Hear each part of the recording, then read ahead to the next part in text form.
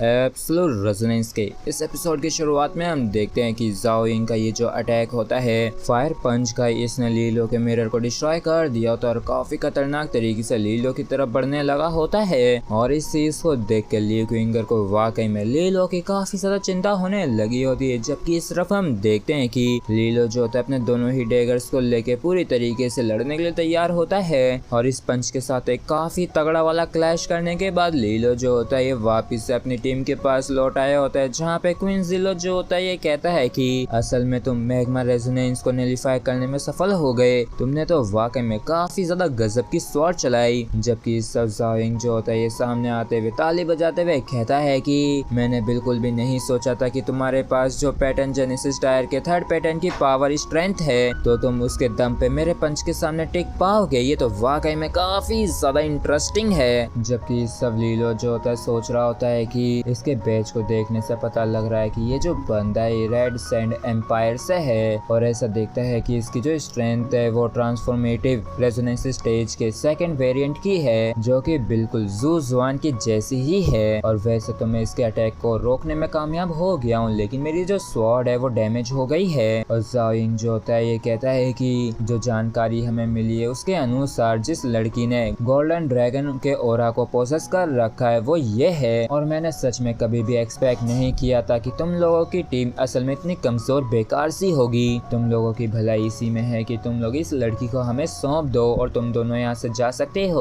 और मैं मजाक नहीं करूँ, मैं सच में तुम दोनों को जाने दूंगा। तो लीलो जो होता है ये कहता है कि तुम तो सच में काफी बेवकूफ हो। तो ये जो बंदा होता है काफी खतरनाक तरीके से अपनी पावर को रिलीज करते हुए कहता है कि अगर ऐसी ही बात है तो मुझे लगता है कि मुझे सबसे पहले तुम दोनों से ही निपटना होगा, जिसके बाद मैं उस लड़की को यहाँ से ले जाऊंगा। और इस चीज को सुनते लीलो जो होता है ये कहता है कि प्लीज 1 मिनट रुको। और इस चीज को सुनते ये जो बंदा होता है खुश हो जाता है और ये कहता है कि ओह लगता है कि तुम्हें सिचुएशन समझ में आ गई है और ऐसा दिखता है कि तुम अपनी स्ट्रेंथ को काफी अच्छी तरीके से समझते हो कि तुम हमारे सामने टिक नहीं पाओगे। जबकि इस तरफ लीलो जो होता है फ्लेयर गन को आसमान की तरफ चला देता है और वाकई में लीलो को ऐसा करता देख इस बंदे को एक काफी तगड़ा वाला झटका लगता है। और इस फ्लेयर गन को चलाने के बाद लीलो कहता है कि चलो ठीक है अब आ जाओ। जबकि सब इस बंदे को वाकई में काफी ज्यादा गुस्सा आ रहा होता है। जबकि इसके चेले चपाड़े जो होते हैं वो धीरे धीरे बात करते हुए कहते हैं कि धत तेरे की, आखिर इस बच्चे को इस मूवमेंट पे शो ऑफ ही क्यों करना था। और देखो इसने जाने अनजाने में जाओ जियांग को कितना ज्यादा गुस्सा दिला दिया है, तो पक्का ये अभी इसके परिणाम को जरूर भुगतेगा। जबकि जाओ जियांग जो होता है सब काफी ज्यादा गुस्से में आ गया होता है और ये सोचता है कि वाह क्या बात है, इसने मुझे जाओ जियांग को बेवकूफ बनाया, बहुत बढ़िया बच्चे। और फिर ये काफी खतरनाक तरीके से काफी तेजी में लीलो की तरफ बढ़ते हुए कहता है कि इस बच्चे के साथ तो मैं ही निपटूंगा, जबकि तुम दोनों उस लड़की को संभालो। तो इस तरफ हम देखते हैं कि इसके जो बाकी के 2 टीममेट्स होते हैं वो क्वीन जिलो के ऊपर टूट पड़े होते हैं और कहते हैं कि इसको हम पे छोड़ दो। जबकि जाओ जियांग जो होता है काफी खतरनाक तरीके से काफी पंचेस से लीलो के ऊपर अटैक कर दिया होता है और कहता है कि ऐसा दिखता है कि तुम बस इस भसड़ में बाकी की टीम्स को भी घसीटने की कोशिश कर रहे हो, लेकिन तुम तो बस एक मामूली से थर्ड पैटर्न पे ही हो।